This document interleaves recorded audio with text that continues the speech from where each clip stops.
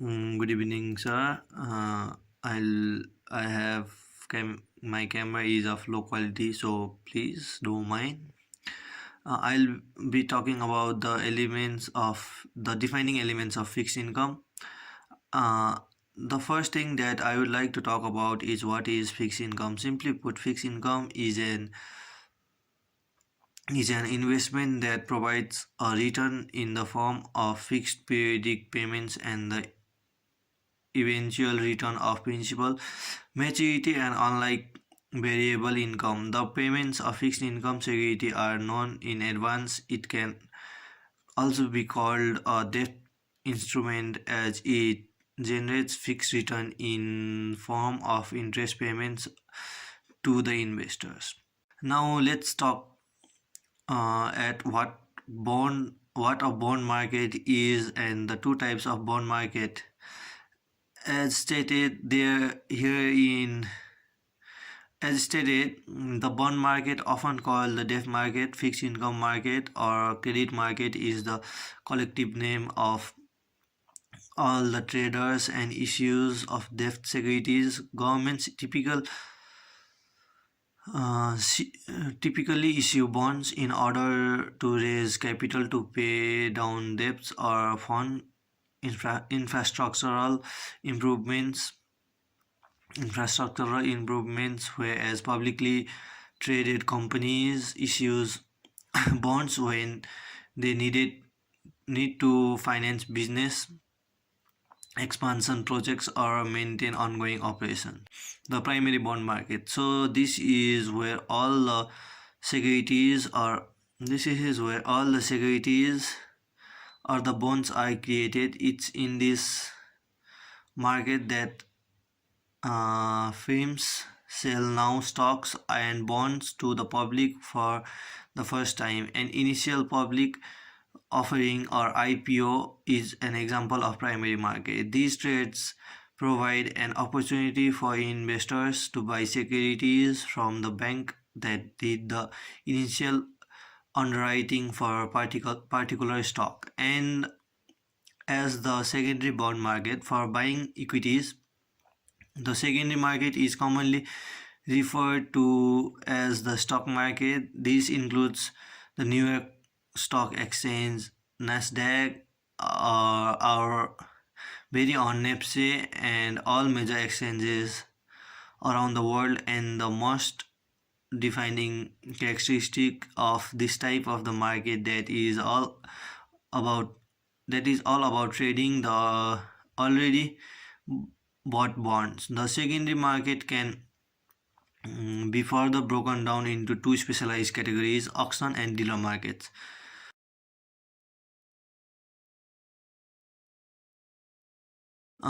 Now, the two types of bonds out of four, which are corporate bonds and government bonds. Starting with corporate bonds, companies issue corporate bonds to raise money for a lot of reasons, as mentioned here, such as financing current operation, expanding product lines, or opening up new manufacturing facilities, and they usually describe long-term debt instrument that provide a maturity of at least 1 year.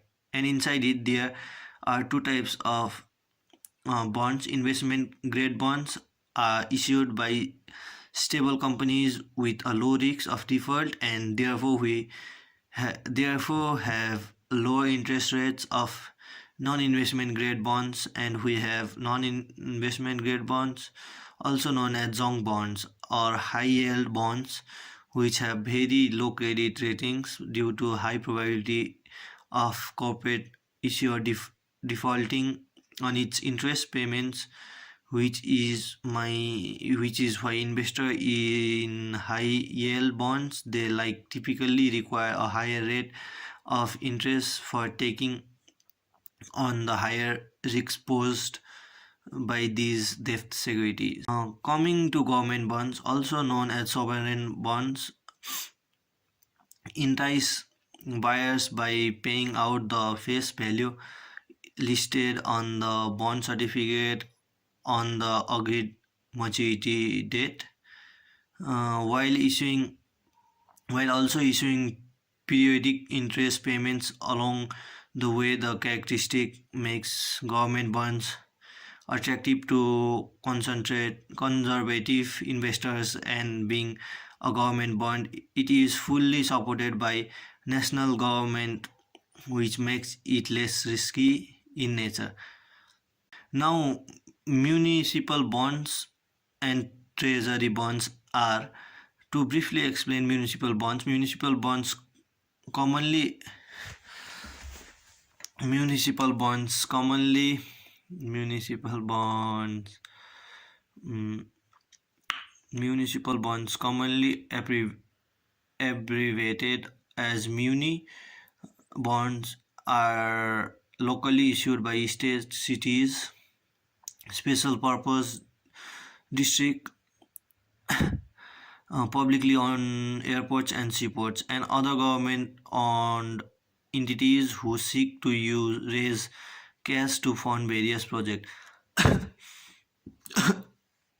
They are commonly tax free at the federal level, can be tax exempt or at state or local levels too. On to the treasury bond, it is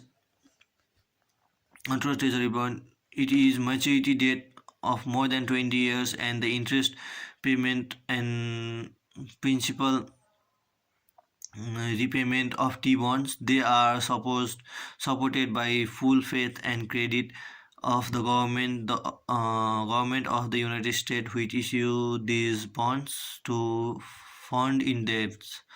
The treasury bonds typically have par value as $10,000 and are sold on auction on Treasury Direct. We take a look at the types. Let's start with uh, term interest rate, which is one of the most generally used phrase in the world of fixed income. As for its type, we have nominal interest rate, which is the stated interest rate of a bond or loan. Then we have the real interest rate, which factors inflation into equation to give investor a more accurate measure of their buying power after they redeem their positions. Finally, we have the effective interest rate, which takes the concept of compounding into account. The difference between the nominal and effective rates increases with the number of compounding periods with specific time period. Cannot be issued now bonds cannot be issued by just anyone, and there are several entities who do the job of issuing these bonds. I'd like to explain them briefly for everyone's understanding. First off, we have a firm which is responsible for issuing the most common types of bonds, and they issue these bonds when they need to raise funds for their company for many reasons, from project expansion etc. Next, we have the government, which is responsible for issuing the second most common bonds after firms.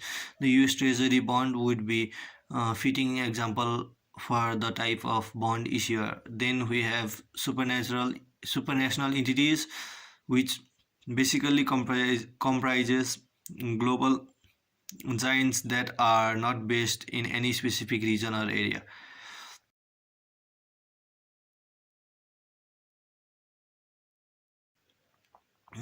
We have non-sovereign bonds, which are basically the ones issued by provinces, regions, states, and cities. As for to whom these bonds are issued, these bonds are generally issued to finance school, hospital, highways, bridge, etc. The national government does not guarantee non-sovereign bonds. However, the default rate of non-sovereign bonds are low, and their credit rating are relatively high, and non-sovereign bonds usually trade higher yields and lower price than their sovereign counterparts.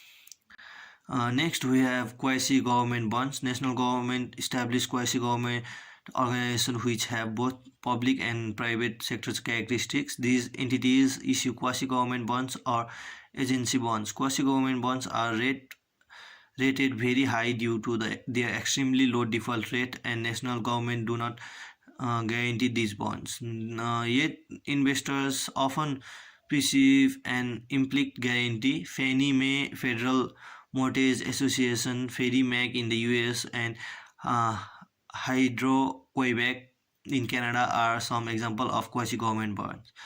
Now, the supranational bonds, supranational agencies are also known as multilateral agencies, which could issue bonds that are often highly rated. Some example included the World Bank, the International Monetary Fund (IMF), the European Investment Bank (EIB)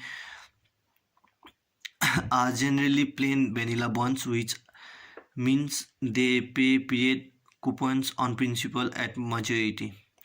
And the bonds are issued to mainly promote economic development in its member countries. These were some more types of bonds apart from the ones which are already been discussed. Now with the short-term funding that are available to banks, and move on with the repurchase and reverse repurchase agreement. So funding market are market from which debt issuers borrow to meet their financial needs, and banks have access to funds obtained from the retail market. There are mainly three types of short-term funding. There are three types of short-term funding. Short-term funding that are available. The first one is the central bank fund, which allows bank to with surplus fund to lend to other financial institution for maturities of up to 1 year at the central bank fund rates. In the US, this is often referred to as the Fed funds rate.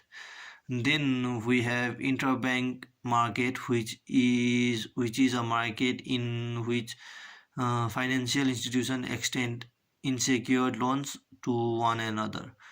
Most interbank loans are for maturities of 1 week or less, the vast majority being overnight loans, and are contracted at the interbank loan rate. Finally, we have certificates of deposit. A certificate of deposit, commonly abbreviated as CD, represents a specified amount of fund on deposit for specific maturity and interest rate.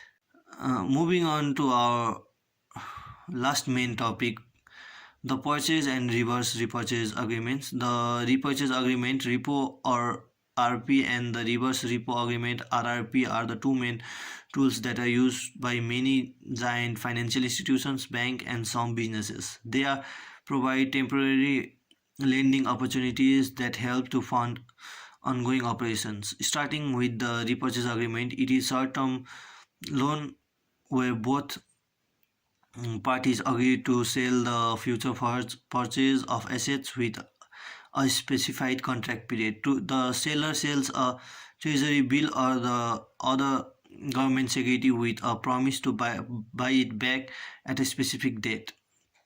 And then we got the reverse repurchase agreement, which is opposite to of a repurchase agreement, repo, where the party sells the security with the agreement to buy it back. Here the party buys the security and agrees to sell it back. The reverse repo is the final step in repurchase agreement, when then closes the contract.